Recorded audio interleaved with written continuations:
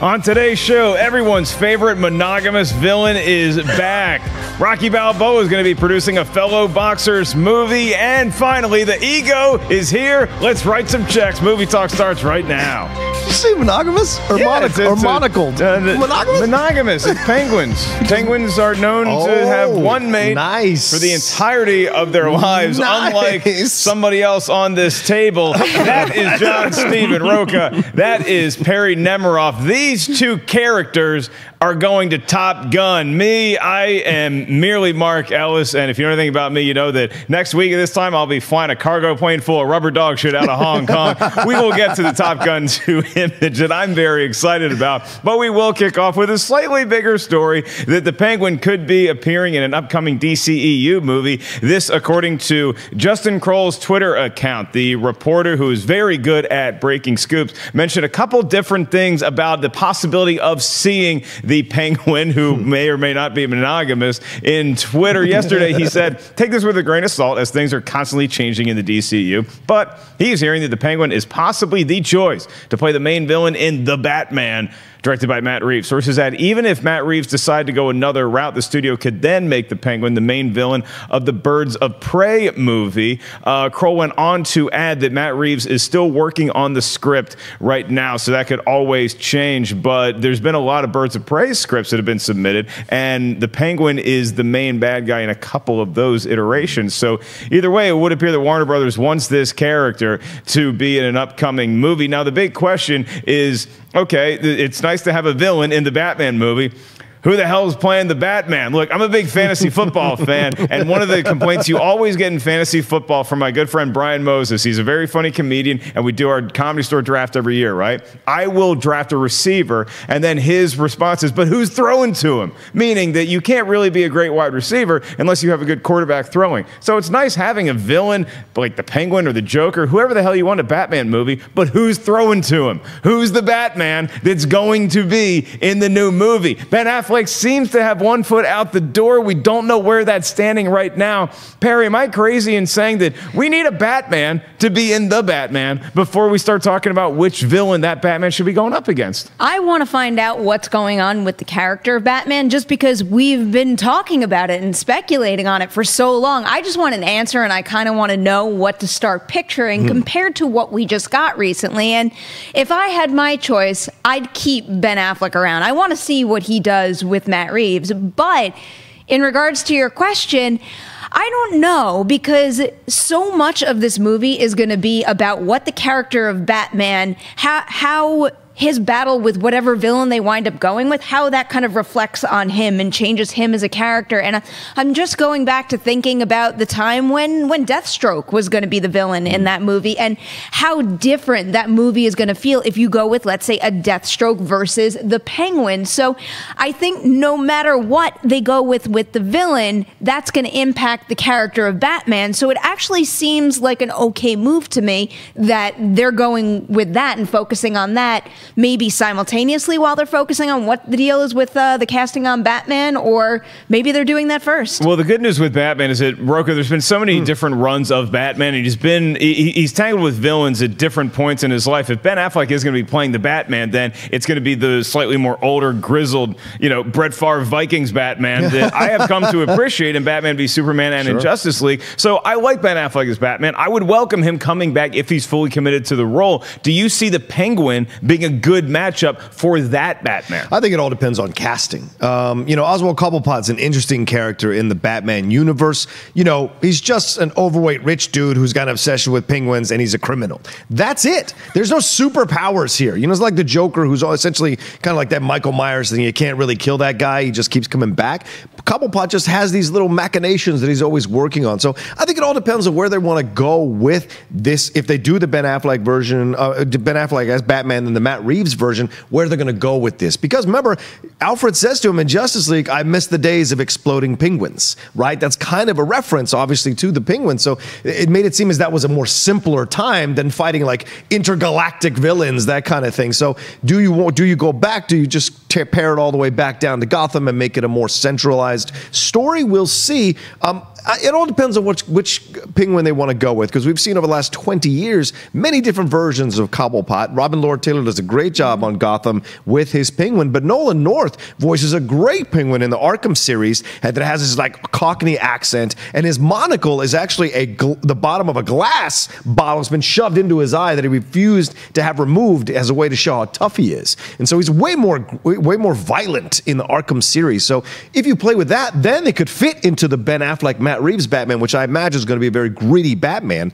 But I'd rather him be in Birds of Prey. It just makes the most sense to me because it's Birds of Prey. Penguins are birds. He should be a main villain. Okay. And I think that film... That's why? Yeah, that's one of the reasons. And I think the film is going to be a fun, kick-ass film with these ladies all doing what they're doing. And you could have Harley Quinn, if she's going to be involved in it, she could be a villain initially with the Penguin, then something happens, and then she goes on the side of the Birds of Prey, and then they go up against the Penguin. There's a lot of stuff you can play with there. And in the New 52...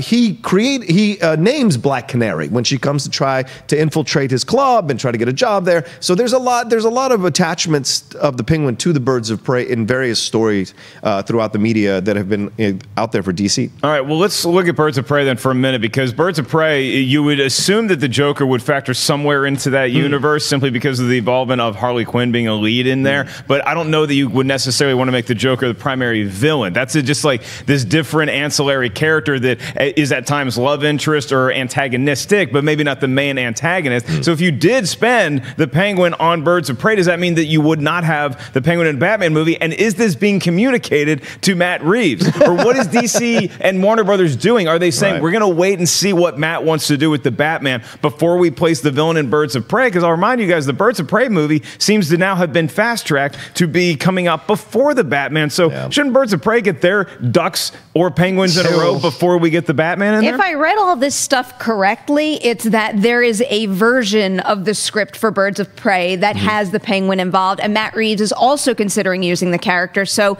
given the fact that Birds of Prey will likely shoot fairly soon, that could then push Matt Reeves into making a decision on who his villain's going to be. But it doesn't seem like there's a scenario, based on what I've read at least, that the Penguin is going to be in both movies. And as for the Joker, if the Joker is in Birds of Prey and he is just like a secondary villain, not the main villain, I, for one, will be super disappointed, just because I didn't have that much of a problem with Jared Leto's The Joker. And that's if, you know, he even sticks around for all we know at this point. But if I'm going to have that version of the Joker in another movie, I want him to have the spotlight. I want to see what he really does with that method acted, with sticking in that role and really digging deep into it, because I don't really think anybody in Suicide Squad got enough screen time to really excel, minus maybe Margot Robbie as Harley Quinn, who was definitely the show stealer for me. But if the Joker is in that movie, I want him to be the primary villain. Okay, well, could we have the best of both worlds here, Rocha, where we have the Joker be the primary antagonist in Birds of Prey, which is coming out before the Batman, but you tease the Penguin. You do a little like, oh, well, hey, there's this guy swimming around in the harbor right now, and then that becomes the lead in the Batman.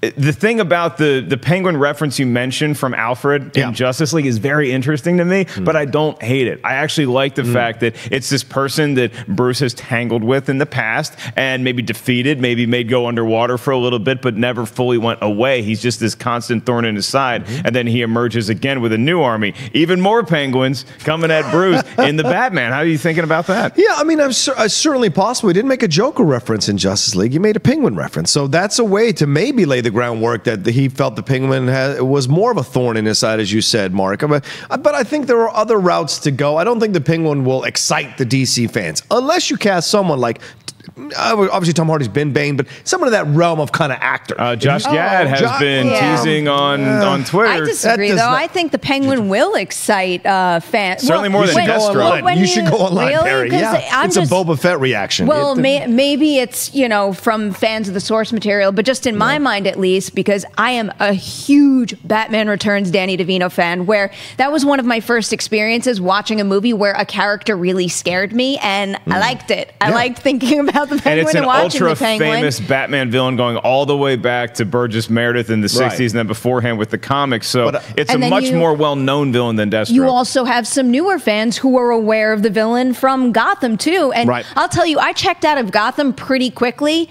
the Penguin in that was hands down one of my favorite things. But he's also not a fat. What does that have to do with anything? I'm saying he doesn't have that image. He's not a large guy who's like doing machinations in the underworld, messing around with penguins and umbrella, like giving them guns and stuff like you saw in Batman Returns. It's a different kind of penguin. That speaks to the possibilities, though. I mean, look at this range that we already have that is working. So when we're talking about matching this penguin up to, let's say, Ben Affleck's Batman or anybody else's, there's some room to play, but to hold on to that about anything. There's some room to play. I could cast anybody and say there's some room to play. I'm just saying people react to Oswald Cobblepot, not going like, oh, Oswald Cobblepot. No, you throw in something more violent like Two-Face. You will throw in Tommy Elliott from Hush. Then you've got something to play with. Those are villains that have attachments to Bruce Wayne as a child that you can mess around with and do better than what you saw Tommy Lee Jones do in that movie and what you saw Aaron Eckhart do in Dark Knight, which was really not that good. So you want to see a good Two-Face represented on screen. Two-Face, if you do that route with him, where he was a childhood friend of Bruce Wayne, he was an idealistic guy, and he gets turned by the mob in that acid attack, and all of a sudden Bruce has to struggle with his own feelings about his best friend and the fact that he's turned a villain, then you've got way more emotional stuff to explore between these two. But with the Penguin's always just been, from Burgess Meredith on, even the Danny DeVito thing, I'm glad you were scared at 10 years old, but most adults were looking at this going like, this is kind of, okay, it's interesting, but he's weird. He's eating fish and he's going, this is not scary. He is a penguin. I mean, you got to play the role. It's not scary. Yeah, but Burgess Meredith, now that's a fun part. Well, it also fit the tone and style of that movie very well. Absolutely. Yeah, I mean, Catwoman is a tone and style is another thing, and nobody's really sure what Matt Reeves is going for yet. He's working on the script right now. When he's not watching our show, I'm sure if he's working on this right now, he's looking at it, but he's also kind of thinking along your guys' argument is like, what kind of penguin am I going for here? Yeah. Am I going for a Danny DeVito one? Am I going for the more classic,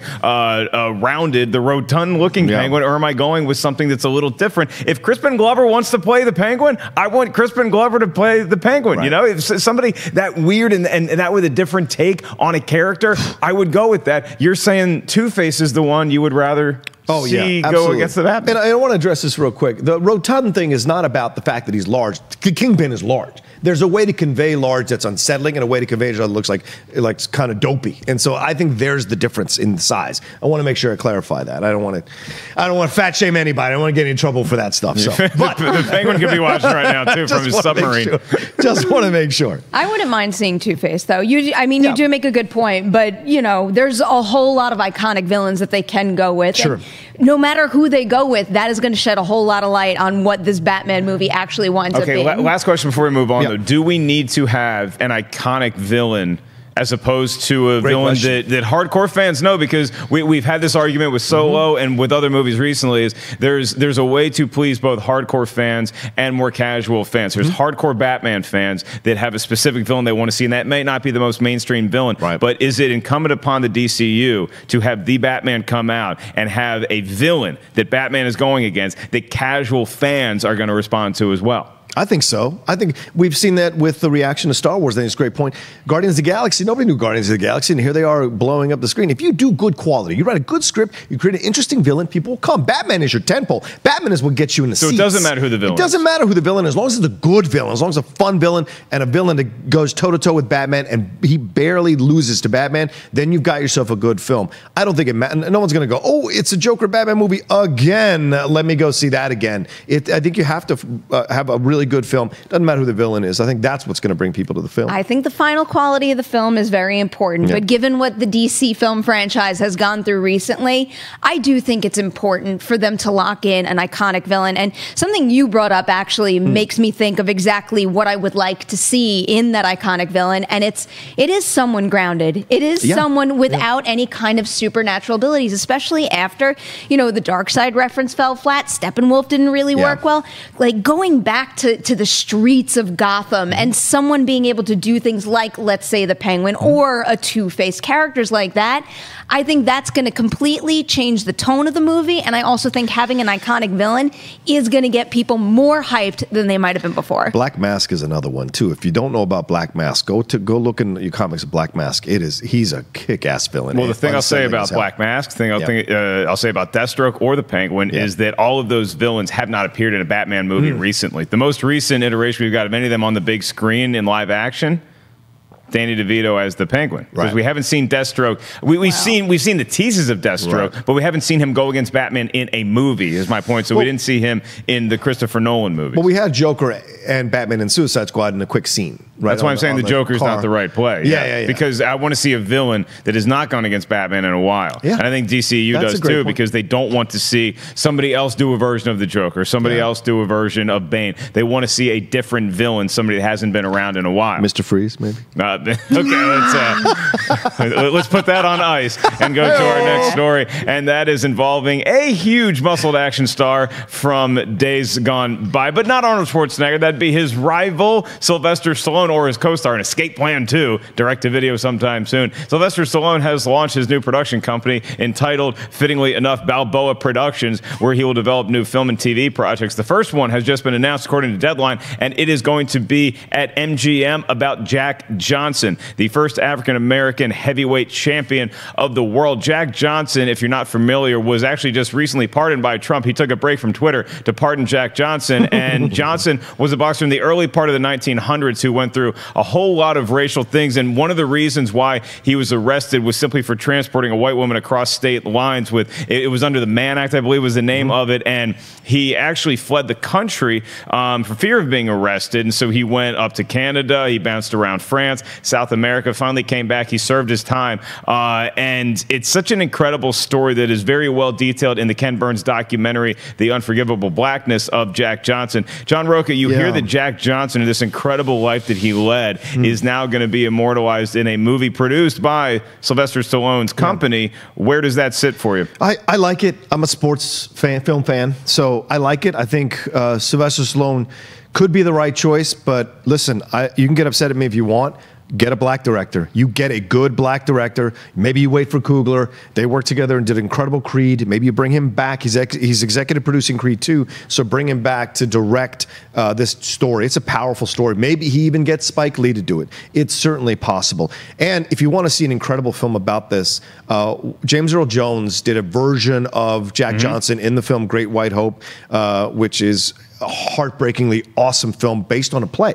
So this character of Jack Johnson, this human, this person who lived in our country's history, is a person that people have always come back to. And the pardon is an interesting pardon. It opens the door for doing it in this way and having a happy ending. So I like the idea of it. I hope they pull it off, but I hope they treat it with the respect that this story deserves, because he did get convicted for the Mann Act. There was a lot of racism going on against him. The woman that he was transporting across state lines was his girlfriend, and they got married, and they stayed together through the whole thing. She stayed with him through Europe, through everything, until he finally ran out of money, had come back to the States and do his time. I think it was 1920. I think they were out of the country for at a long least time. 7 or 8 years. Yeah, 7 or 8. See, they were doing everything possible to make money and stay out of the U.S. so he wouldn't go to jail, and then eventually brought back to jail. If you haven't seen that documentary that Mark mentioned from Ken Burns, it is well worth your time. Do you happen to have that documentary? It's on PBS Online. Is PBS.com. it? I meant to watch it last night, and I couldn't find a quick way to put it on. So,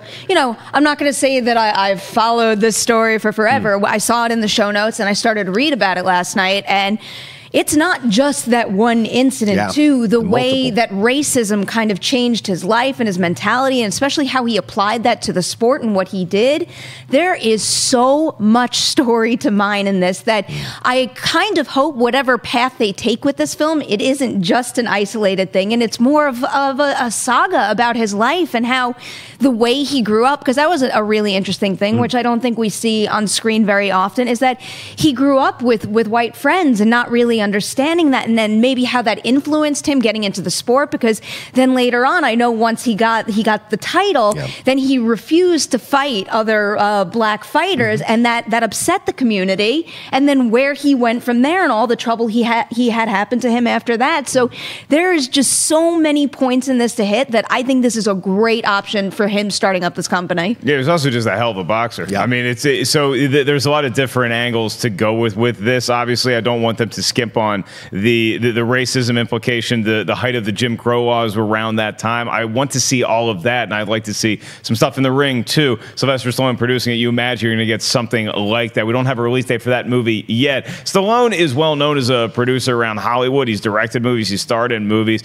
According to our next story from The Hollywood Reporter, we have 2 new producers producers to Hollywood that you may recognize their names. That would be Pistons and former Clippers star Blake Griffin and Carolina Panthers center Ryan Kalil. They have teamed up to form a company called Mortal Media, and they are pitching a new untitled feature that is going to be the plot details are under wrapped, but they are basically teaming up to make an action comedy style movie. And this production company, Mortal Media, is also working on a reboot of The Rocketeer that's going to be headlined by a black female character. And they're also looking at a White Men Can't Jump remake that we had reported on a couple months ago now. So the question on this for me is, do you like it when people who are famous for one thing go into Hollywood and start making waves from a producerial standpoint? I think this is cool because I think Blake Griffin has he's got a lot of different things going on right now. He's got a lot of irons in the fire, and he's looking at his landscape beyond just his playing days.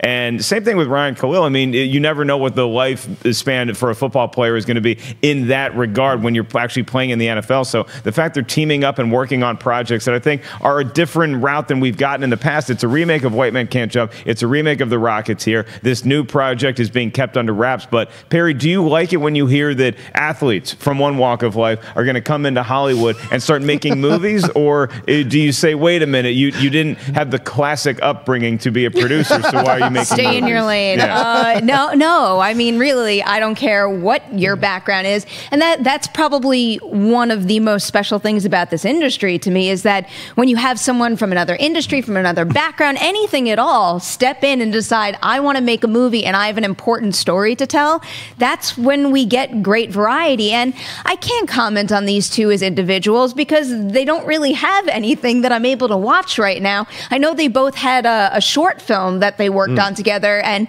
that is just not out there to watch. So I would be curious to check that out. But in terms of two guys with a sports background stepping into the film industry, I think we've seen that happen and happen well recently. So at this point in time, there's no reason for me not to give them the benefit of the doubt.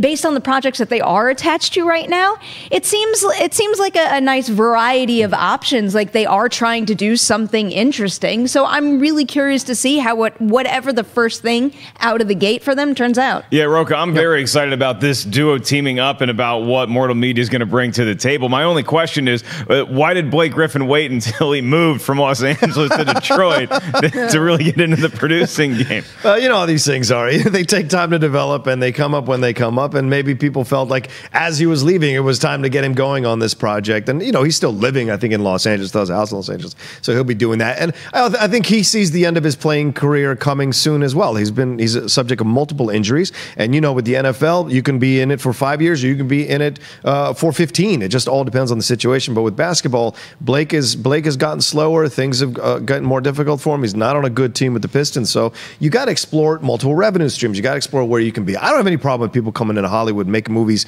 If you got the money and people want to work with you, go make a movie. That's the great, like you just said, it's like the old Andy Hardy stuff. Like, let's go make a movie. Yeah, go do it. I think all power to you if you can do it. We saw Kobe Bryant just won an Oscar for a movie he produced or was a part of. So those kinds of things have been happening. And LeBron James, like all these guys that have come in over the last 20 years have been showing the younger athletes who come into professional sports that there are multiple revenue streams. Look at The Rock. The Rock is making money from multiple things. In the old days, they ate hot dogs and drank beer at halftime before going out to play the second half of their game. Now, and they, you know, got involved with drugs, running around, doing all those kinds of things. Now, the athletes are way more vigilant about their careers and way more vigilant about how they spend their money and what they want their legacy to be, and this idea of a brand. And so everything is important to them, and they understand. And this makes sense to me for Blake looking at a life after basketball, and Kalil life after football. It just makes sense. Yeah, it goes back to I think that a lot of athletes have realized, maybe looking at the history of athletes, yes, you know, other generations of players, particularly the NFL, but really this goes for any sport across the board, is that you are a brand. And I think that with free agency, athletes are now more empowered to take their career into their own hands, because historically it was up to the owners and it was up to the people sitting way up there in the skyboxes telling them where they're going to play, who they're going to play for, how much money they're going to be offered, and you really were kind of confined to that. And now look at somebody like Kevin Durant, who's like, well, no, I'm going to go play where I think I can win a championship. championship. Oklahoma City's great. I don't like the way that the management is set up there. I'm going to go out to Silicon Valley. I'm going to have a lot of business interests out there. So way beyond the scope of just basketball. You look at LeBron James with his Spring Hill company. They're making a House Party reboot. I think they're working on a Muhammad Ali documentary. There's a lot of different things going on right now. Do you guys have an athlete in mind that you would like to see actually start producing movies? Because Blake Griffin would have been at the top of my list anyway, because he just seems like he's very interested in that kind of stuff. I mean, the guy will pop into comedy clubs and do stand-up once in a while. Ryan Kalil, I didn't know that he had this desire to do, but it's really great that he's teaming up with Blake Griffin, so I'm excited about that. Is there any athlete that you're like, you know what, I want to see what they have to bring to the entertainment table? Well, we're going to see that with Kyrie Irving and Uncle Drew in a few weeks, which will be fun to watch. Kind of where I was going, but which looks great. I really cannot wait to see that. But this breaks every bone in my body. Don't say to Dallas say this. Cowboy. Don't do it. No. But Tom Brady is tailor-made to be in this town, to produce, to be a face. He's a good-looking dude, married to a Brazilian supermodel. That guy has it all laid out for him. When he walks away from football, he can absolutely step in and start producing movies and be the head of a studio even. Yeah, because the man looks good in a suit. With Tom Brady, and I hate the Patriots. What are the movies going to be? The vanilla, the Pinkberry story. Like, it's just the most boring. You know what they're going to do? Yeah, but they're going to win Oscars because that's what he does. That fool, he wins, and it breaks my heart. But he wins all the damn time. He gets nominated sometimes too. Yeah, I hope he's not going up against Eli Manning in that Oscar race. It's not going to end well for you. No, I think Tom Brady is certainly a choice. I think that people look at him maybe going more into the political realm than anything else. Oh God. Perri, do you have any athlete that you're a fan of? It's tough because if I name any athlete that I'm a fan of or that I'm aware of, I don't really know what they're capable of in the film industry, and especially when it comes to, I mean, you even just brought up leading a studio right now. If I had to pluck someone out of that industry and make them a studio head, I don't know enough about them behind the scenes to actually say you're a smart businessman. Peyton Manning probably could.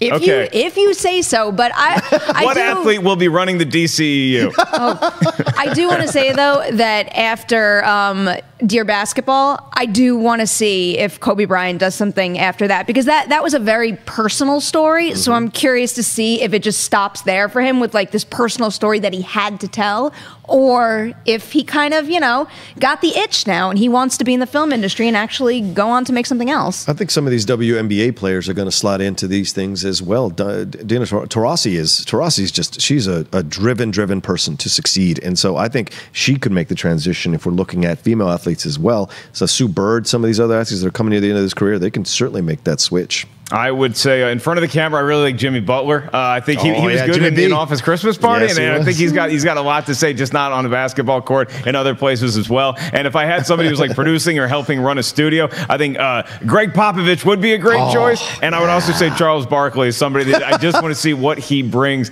to that table. I don't want to take him off the desk on Inside the NBA on TNT because he's so good with Kenny and Ernie and Shaq. But I think even Barkley and Shaq just teaming up together. Barkley, Sam Jackson, and Spike Lee are great in those commercials together. I want to see what else they have in store. We will keep you guys posted on any of the projects coming from Mortal Media, Blake Griffin and Ryan Kalil teaming up. Our next project involves a toy that I didn't know ever existed. I guess it's not really a toy. It's more of like a food product. That would be creepy crawlers. Paramount has acquired the film rights to the plastic bugs that, according to Perri Nemiroff, are edible. Variety is picking up this story. And so basically, it's the creepy crawlers were an easy bake oven thing where you make like the kind of like they're like gummy candy, but they look like bugs. So you would use them to like scare your household with. Like, look at this bug, and then I'm going to eat it.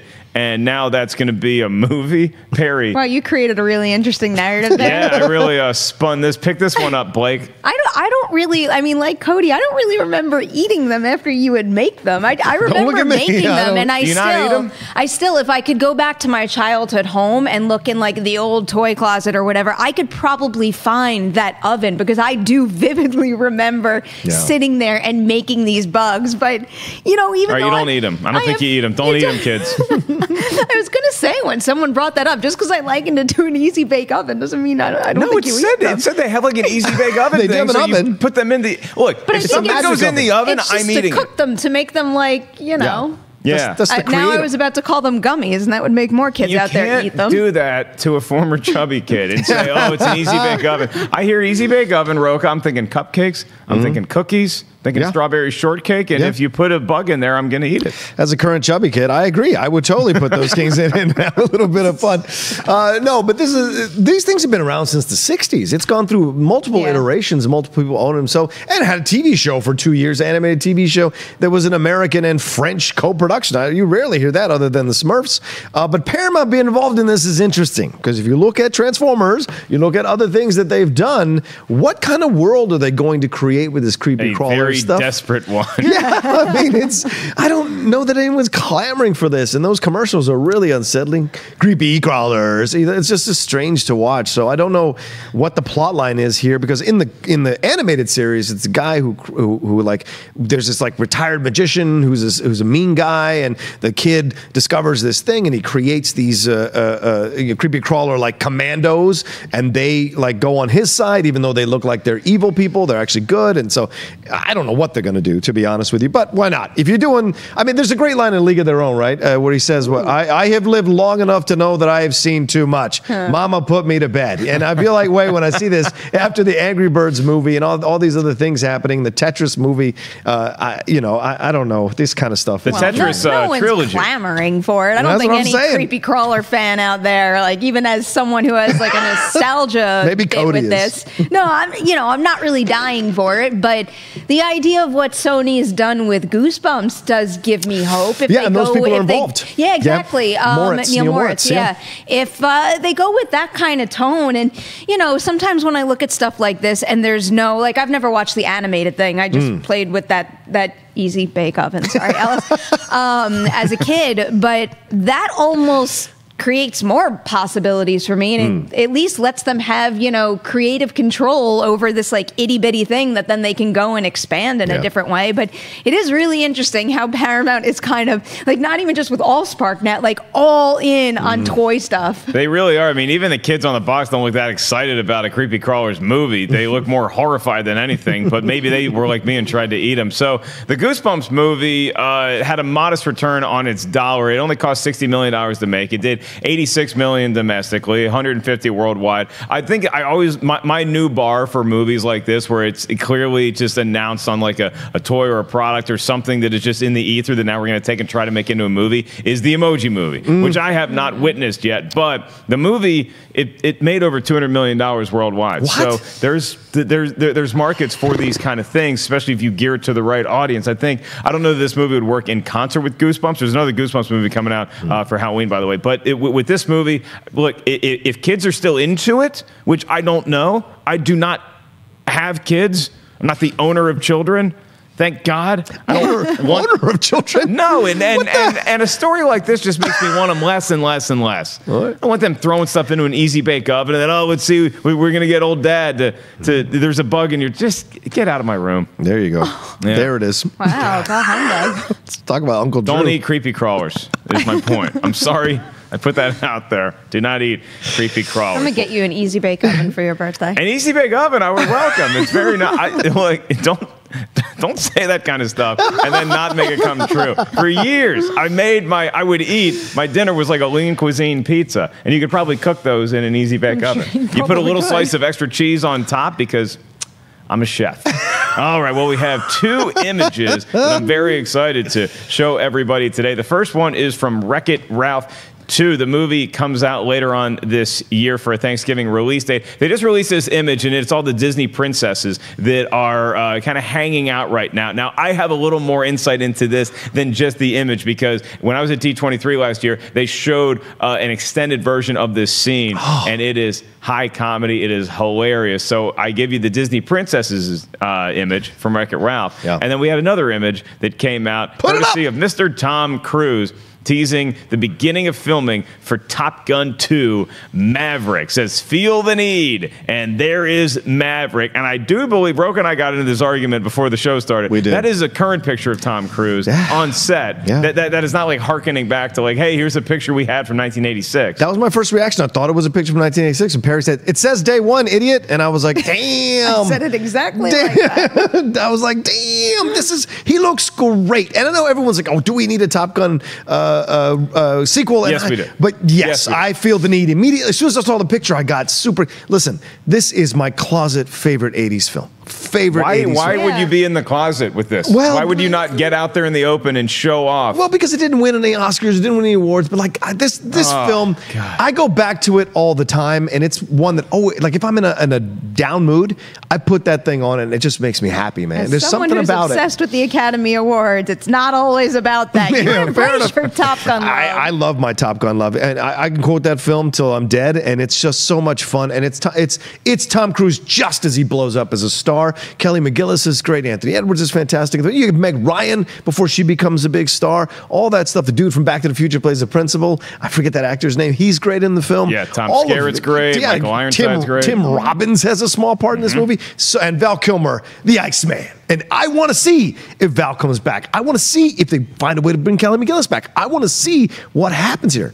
Okay, so it seems like you're more excited about this than Wreck-It Ralph, too, because you're kind of just steamrolling these Disney princesses, and that image is great, too. Look, I love Wreck-It Ralph, the first movie. It's my I think it's my favorite Disney movie, period. Like, honestly, period. So to choose, like of all time, is that in the closet with Top Gun, or is no? That out that I'm proud to say, because it's got a great message. It's got a beautiful message and a very powerful message. And so what he goes through, just because you're a bad guy does not mean you're a bad guy. I love this stuff through the whole movie. So, and the princess stuff is interesting because I heard what Cinderella cracks her slipper when she freaks out of Penelope, cracks her glass slipper and uses it as, so all that kind of stuff. They keep it in the vibe of the playfulness of the first Wreck-It Ralph, so that excites me.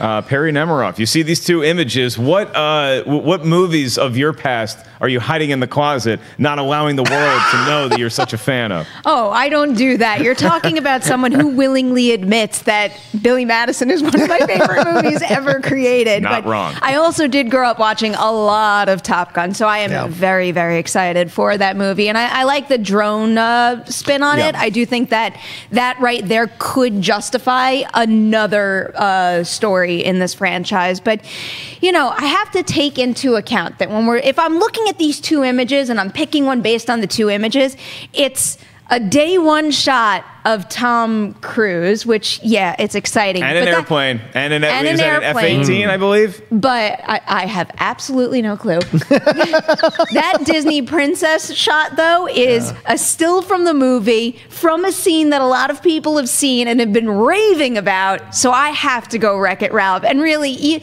whether or not everybody saw and loved that scene at D23, the second I saw that image, really, as a fan of Disney princesses, there's something mind-blowing about seeing them all in a room together. So and also I love Wreck-It Ralph as well. It's definitely, I don't know if I would make it my favorite Disney film ever, but it is one of my favorite animated films of all time. There's so much in that movie that speaks to me, especially with the gaming aspect of it too. A lot of stuff that I did grow up with, but seeing this image, I'm pumped for November. Okay, so I put you guys in a theater, and I know these aren't opening against each other, but I'm putting you at the theater. We're all there at the multiplex, and you get a magic ticket like Last Action Hero. Not that magic. I'm not putting you in the movie, but you can go to either Wreck-It Ralph 2 or Top Gun 2. Which theater do you enter? This is tougher for me than you might think, but I can't not know what happens with Top Gun, even though I probably know like drones are going a little wonky. So here comes Maverick to come shoot him down. At this point, it's not at all. I am definitely going with Wreck-It Ralph because it's closer to being a proven guarantee to me than at this point in time Top Gun is. If they're both getting good reviews. No. This is the first screening before reviews have come out. Oh, then it's Top Gun. I have to know. And the quotes in the Variety article about this were really great, where they say they've made adjustments because it's not the Navy from back then, but they don't want to lose. It's not at all Oh, wow. Yeah. Crazy. Perri is the, oh my Perri is God. now taking over. She's a sentient robot. I can just talk with my mind. I didn't even say that with my mouth. We just had Upgrade happen right in front of us. Y'all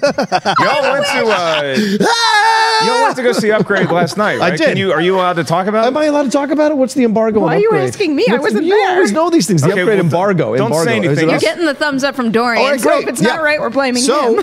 It's an awesome movie. If you love revenge films, this is right up your alley.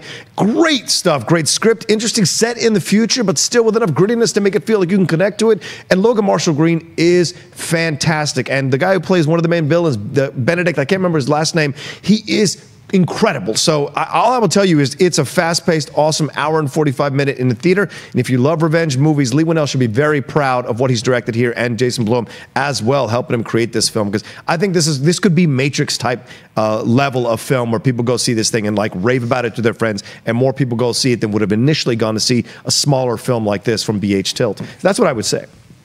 All right, well, you that's guys my review, but I would still take Top Gun. Night. Yeah, Perri's done talking here on the desk. She's just going to be talking. I'm just going to sit here and wait for that to happen again. It was weird how we talked about the drone technology in Top Gun 2, and then something started taking over. Dorian looking very dapper last night as he headed out to the screening of, I guess, the premiere of Upgrade. I cannot wait to see that movie myself. Hopefully I get to check it out soon. You guys can check out Hotel Artemis. We have a very special screen. It's going to be here in Southern California on June 4th. If you're going to be in the area, email us right now or go to collider.com and check out how you can get tickets to that screening. It's going to be at ArcLight Hollywood, I believe. And after the screening, there's going to be a special Q&A with some of the stars of the movie, including Jodie Foster, Jeff Goldblum, Sterling K. Brown, Sophia Boutella, and the writer-director Drew Pearce. So that's going to be on June 4th. June 2nd, you may have heard, is the Movie Trivia Schmodown Live. Hey-o. If there are any tickets left, go snatch them up right now at schmodownlive.com. It's going to be 2 matches. You have a Star Wars matchup, and then you have the headliner match, Team Action versus the Shire Wolves. Christian and I are going to be there hosting. That's this Saturday night in North Hollywood. Next week, I'm on the road doing stand-up in New York City. I'm going to be doing New York City June, 6th? No, it's 7th and 8th. That's Thursday and Friday at New York Comedy Club. And then I added a date in Fairfield, Connecticut, Fairfield Comedy Club, June 9th. You can get tickets for all these at markellislive.com. Don't forget to use the promo code SCHMOES when you buy them because you get a huge discount. And tomorrow night, I'll be at the Comedy Store. What do you guys got going this weekend? Besides, obviously, I'll be at the Comedy Store tomorrow. The festivities. You never go to the comedy. I always offer you like free tickets. I'm like, hey, let's have a drink at the bar. And Rocha's just always too busy, mysteriously. What? It's a 7:30 show. If you had a 10:30 show, I would come to the 10:30 show. Oh, what are you doing at 7:30? Matt Nose and I are doing a top 10. Oh, okay. All right. Well, hopefully your guest shows up this time. Perri Nemiroff, what do you got going for? I've got a little live schmodown action. I'm probably going to go see Upgrade. And also, I really want to see Adrift, too. That wasn't on my radar at all. And then all of a sudden, I started to hear some really good things from people I know. And yeah, I do really want to see that. And then, of course, there's Mailbag all weekend. We got Mailbag. Make sure you guys check that out on our podcast feed. You can listen to Movie Talk. You can also check out Perri's show, Mailbag, where they take a bunch of Q&A from the fans from all over and different social media platforms, as well as email form and afterthoughts hosted by Ryan and Jay. Speaking of hearing from the fans, we're going to save some time. If you have Twitter questions, we're going to do it right now. You can tweet us anytime at Collider Video. Use the hashtag Collider Movie Talk, and we'll get to a few of them right now. The first one is an interesting one. It comes from our good old friend Matt Cropton. He says this is kind of in honor of Rocha and the Outlaw's favorite category. Okay. What biopic of any person would you like to see next? We have the Queen movies coming out. There's a biopic. We talked about the Jack Johnson movie. So if there's one that's currently in development that you've heard of, or that there's one that is not being talked about but you want to see in theaters, what biopic? That's a very tough question. It's open to Perri, too, Perri, whether it's Perri on the desk or it's Perri from... Even though it's directed to the Outlaw. Well, no, it was in honor of Rocha, who can't get out of bed by 7:30 I don't answer questions in honor of Rocha. I'm just kidding. Perri's going to take the fifth. She's so mean to me, people. She's the meanest person. But I say it all with a laugh. She does. After, it's so always with love. Better. Yeah. I don't know why, but the first person that just came to my mind is George Romero. I've been watching a lot of his series lately, and I was lucky enough to get to talk to him. I think it was for Survival of the Dead, which was one of the last ones that came out. But you know, I wouldn't mind something chronicling his career, and especially how just like wild that whole franchise became. I have two, if it's all right. I have always wanted to see. I'll allow it. I've always wanted to see an Orson Welles biopic. They've never quite gotten him a full movie, right? D'Onofrio did a nice job imitating him in Ed Wood, and I can't remember the actor who did him in that Zac Efron movie that they did really. Oh, good. It was the Houston, Jack Houston, right? No, it was a different guy, not Jack Houston. But that was a good interpretation of Welles. But I'd like, because his story is so tragic, and he's self-destructive, and the exploration of all of that, plus all the things that he went through, and then his transitioning through the 40s in the 80s, and what happened just in all this time during the movie industry, and what he tried to do all around the world to try to make money, but also try to fight the studio system. There's a lot to explore here. But I would also say, because I just saw this incredible documentary on John McCain on HBO over the weekend, man, that's a great story. He's going to pass soon, probably, unfortunately, but that story from being a POW, becoming a senator, all the stuff he went through with that campaign with Sarah Palin, and then where he is now and all the stuff he's done over the last few years, both controversially and great, there's a wealth of stuff to explore. There's a man who gave decades of service to this country, so it would be interesting to see a documentary or a biopic on him. All right, I would go with Babe Didrikson-Saharias. She was a female athlete in the early 1900s who literally played every sport great. I think she won a bunch of Olympics, and then she's like, "Hey, what's that? That's a golf club? Watch this." Then she just started crushing fools left and right, playing golf all over the place. So she's a tremendous athlete, and I always say Robert Johnson, the godfather of the blues, before anybody else really picked up a guitar and was doing that kind of stuff with it. There's the rumor that he went down to the crossroads, made a deal with the devil. Yeah. That's how he got to play such great guitar licks, and I would like to see that. That could be a horror movie, Perry. You could actually make a deal with the devil, a la the Disney classic Mr. Boogedy. All right, our next question from the Ace, exclamation point, says, oh boy, what have you heard about The Crow? Anything new? Thanks. Well, it's not good, Ace. It's not good. According to our buddy Jeff Snyder, was tweeting this morning that it appears that Jason Momoa and the director of The Crow have departed the project. So we're right back to where we always are on Movie Talk with The Crow. We have no idea what's going on, and it doesn't look good. Perry, this is not good news for Crow fans. I think I'm most disappointed about this just because now there's no end in sight again with talking about The Crow. It feels like we're just going to have this same loop continue over and over and over again. So maybe they should just put an end to it. Rocha? Sorry, I just got a text. I'm now directing The Crow. So I am going into production. Yeah. Oh, nope, I'm not. I was kicked off. Okay, so we it was fun while it lasted. Just like every other director on this project, got hired, then left for creative differences. Oh well, what can you do? Yeah, okay, well, I'm back on again. Great. All right, so I'll be directing it this fall, The Crow. Look for it. I'm going to kick off Jason Momoa and bring someone else back and doing it. Did you program your phone to ding? What? Was that sound effect humor? It's a really good cover-up, wasn't it? Sights and sounds here at the Collider Video Studios. I would like to say thank you to John Rocha, the wizard of sound effects. He's the modern-day Michael Winslow, everybody. Hey-o. The voice of the Lord, our Savior, and God, Perri Nemiroff. Thank you for joining us here today. I am merely Mark Ellis. Appreciate you guys coming to the show. Now, we'll do the Wyatt Adam. Thank you guys for coming to Movie Talk today. We'll see y'all tomorrow. It's Friday, but I'm back in studio 9 p.m. a.m. PST. It's just water, I promise.